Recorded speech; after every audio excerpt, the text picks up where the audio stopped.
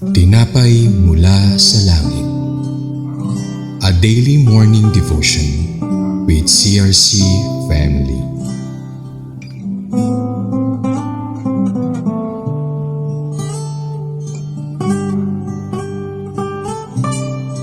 Mapagpalang umaga po mga minamahal ko kay Kristo. Ako po ang inyong lingkod, Sister Florabel Bathan ng San Nicolas, Batangas. Samahan niyo po ako ngayon sa programang Tinapay mula sa Langit, a daily morning devotion with CRC family. Ngayong umaga, matunghayan po natin ang number 17:6-7. Ngunit bago po tayo magpatuloy, samahan niyo po ako sa isang maikling panalangin. Dakilang Diyos at makapangyarihan sa kalangitan, lumalapit po kami sa iyo sa trono ng iyong biyaya na may pagpapakumbaba sa aming mga puso. Salamat po sa panibagong buhay na iyong ibinigay sa bawat isa po sa amin at sa privilege na kami ay makakapakinig sa iyong salita. Samahan niyo po kami, Panginoon, sa oras na ito at pagpalain ng iyong salita na mahayag sa amin. Ito po ang aming samo at panalangin sa pangalan ng iyong anak na si Jesus. Amen. Atin pong basahin ang Numbers 17:6-7. And Moses spoke unto the children of Israel, and every one of their princes gave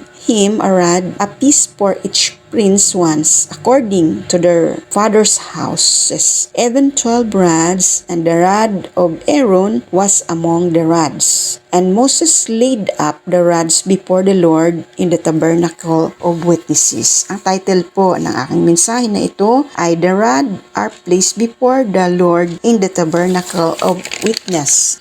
At ang kwento po ng mensahe na ito ay bigyang diin ko po ang panimula ay ang paghihimagsik ni Korah ay isang direktang hamon sa mga inirang na pinuno ng Diyos at sa kanyang kaayusan. Ang nagpabigat pa rito ay dahil ito ay isang digmaang sibil sa loob ng mga tribo ng Israel. At si Korah ang pinuno ng pagsamba. Siya, Aaron at Moses ay tatlo sa pinakamakapangyarihang tao sa loob ng tribo ni Levi. Nagbabala sa atin ang Panginoong Hesus. Kung ang isang sambahayan ay nababahagi laban sa kanyang sarili, ang kahariang iyon ay hindi mananatili. Ito po ay makita natin sa Marcos 3:25. Dahil sa pagkabahabagi sa loob ng sambahayan ni Levi, lumaganap muna ang paghihimagsik sa 250 lalaking kilala at pagkatapos ay sa 14,700 na kiramay. At makita po natin ito sa number 16:2-49 kung ito po ay ating basahin. At upang matigil ang pagbulong-bulungan tungkol sa kung sino ang dapat na mamumuno,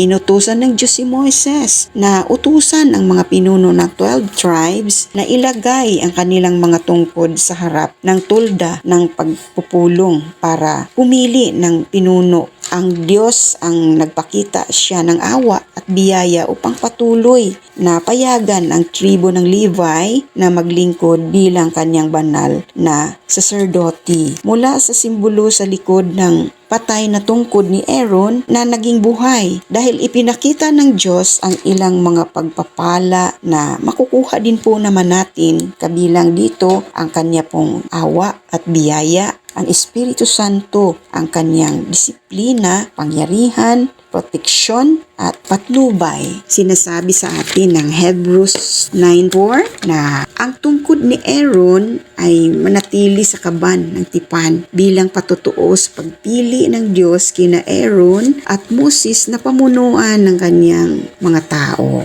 Kaya ang tungkod ni Aaron ay isang paalaala. Paalaala rin na hindi tiniis ng Diyos ang paghihimagsik laban sa kanyang sarili at sa kanyang mga piniling kinatawan sa lupa. Sa 1 Corinthians 10:13 ay binanggit po dito, huwag din tayong magreklamo tulad ng ilan sa kanila. Kaya nilipol naman sila ng anghel na mamumuksa. Kaya yung mga nagbubulong-bulungan, nagrereklamo at nagdudulot ng pagkabahabahagi sa loob ng katawan ni Kristo ay dapat pagsabihan. Sinabi sa James 5:9, mga kapatid, huwag na kayong magsisihan sa isa't isa upang hindi kayo hatulan ng Diyos sapagkat malapit na darating ang hukom. Gayon din naman po ibinanggit sa 1 Timothy 5:20, pagsabihan sa harap ng lahat ang sino mang ayaw tumigil sa paggawa ng masama para matakot ang iba. dahil ang mga plano ng Diyos sa mundong ito ay higit pa sa sino mang tao. At ang ninanais ng ating Panginoon na tayo ay magtulungan sa isang pagkakaisa upang sundin siya at ipakita ang kanyang kaluwalhatian. Kaya bilang tagasunod ng ating Panginoong Hesus, tayo itinawag na maglingkod bilang mga saksi ng ating pananampalataya. Ang maging saksi kay Kristo ay upang ipakita sa ating mga salita, kilos at saloobin ang sagradong misteryo na ating nakita, narinig at pinaniniwalaan sa ating mga puso tungkol sa Panginoon na nagpatawad sa ating mga kasalanan at nag-alok sa atin ng buhay na walang hanggan. Kaya sa kaibahan sa mundo, ang Kristiyanong patutuo ay ihahandog 24 hours sa isang araw, 365 araw sa isang taon. Ikaw at ako ay magpatutuo kay Kristo. Patutuhanan natin ng ating pananampalataya ay mas epektibo kaysa ating mga kilos at salita na nag-anyaya sa mga tao upang makita ang Panginoon.